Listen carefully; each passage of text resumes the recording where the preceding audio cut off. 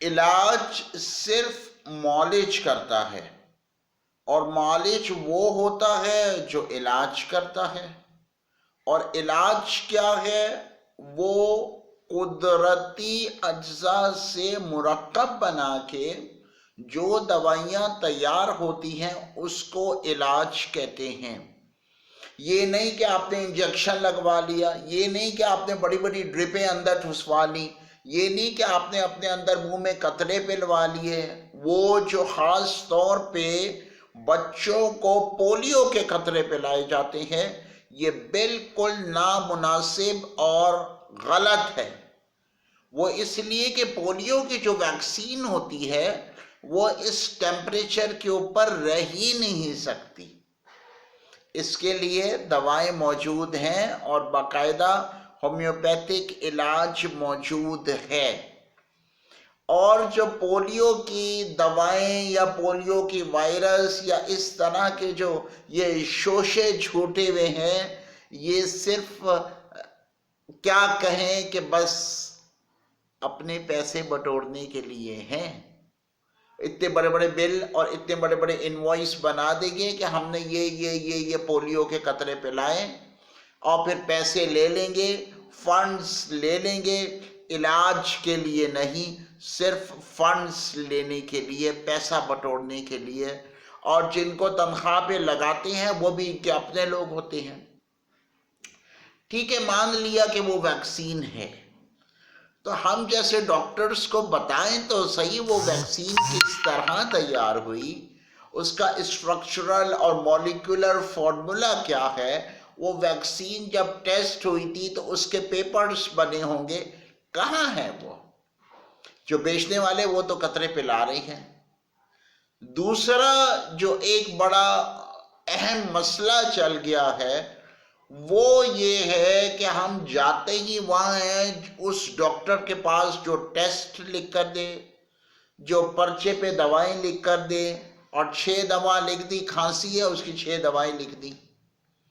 جائیں گے medical store سے دوا لیں گے، اور وہ دوا سے پھر افاقہ نہیں ہوگا تو پھر وہی مجبور اپنی جیب خالی کر کے انجیکشن، ڈرپیں، اور یہاں پہ بھی دماغ پہ بھی لگوائیں گے۔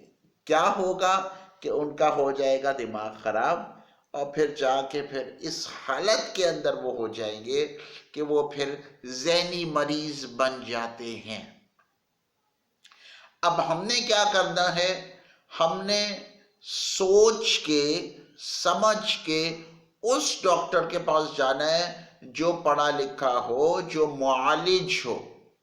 معالج ہونے کا مطلب وہ ہے کہ وہ علاج کرتا ہو، اور علاج کیا ہے؟ وہ علاج اس طرح کرے گا کہ اس کو اس چیز کا احساس ہو کہ دیکھو یہ درد ہے، اور درد کی دوا دینی ہے میں نے۔ درد ہے لیکن کھانسی کی دوا دے رہا ہے، اور اس طرح کے انجیکشن لگا رہا ہے۔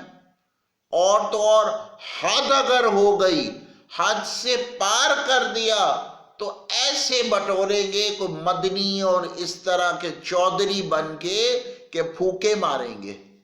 کبھی بھی پھوکوں سے، تعویذوں سے، دھاگوں سے، اور اس طرح کے جس طرح کے یہ دم کرتے ہیں، کبھی بھی علاج ممکن نہیں ہو سکتا۔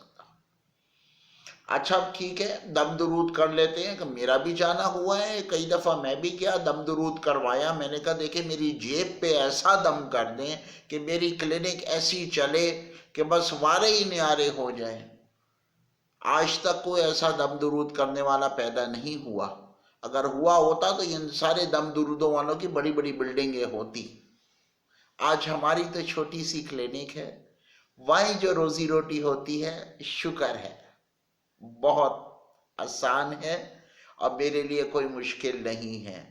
جہاں دم درود والے آتے ہیں یا میں ان کے پاس جاتا ہوں صرف دیکھنے کے لیے کہ کون سا دم درود ایسا ہے جو کہ بیماری کو ہی ختم کر دے۔ ایسا کون سی کرامت یا کرشمہ ہے جو کہ کلام سے ختم کر دے؟ ہاں یہ ہے کہ پھر تو سارے ہسپتالوں کا نظام ہی ختم ہو جائے، گھر کے اندر بچے پیدا ہونا شروع ہو جائیں، نکاح کی مسجد میں ضرورت بھی نہ پڑے، اور قبولے کے بھی کرنی ضرورت نہیں پڑے، مولوی نے بس اوپر پھونک مارنی ہے، نکاح ہو گیا، جائیے آپ اپنی ہم بستری کریں۔ ایسا ممکن نہیں ہے۔ جو چیز ممکن ہے وہ سوچ سمجھ کے ہمیں کرنی ہے۔ اس لیے کہا جاتا ہے کہ ہومیوپیتھک ڈاکٹر کے پاس جائیں جو پڑھا لکھا ہو، مالج ہو، اور وہ اس چیز کا احساس رکھتا ہو کہ علاج کرنا ہے، کہیں ادھر ادھر ہوائی فائر نہیں کرنا ہے۔ یاد رکھیے، علاج ہونا چاہیے، صرف علاج، اور علاج سے ہی ممکن ہے کہ آپ کی صحت برقرار رہے۔ ڈاکٹر اسد عربی۔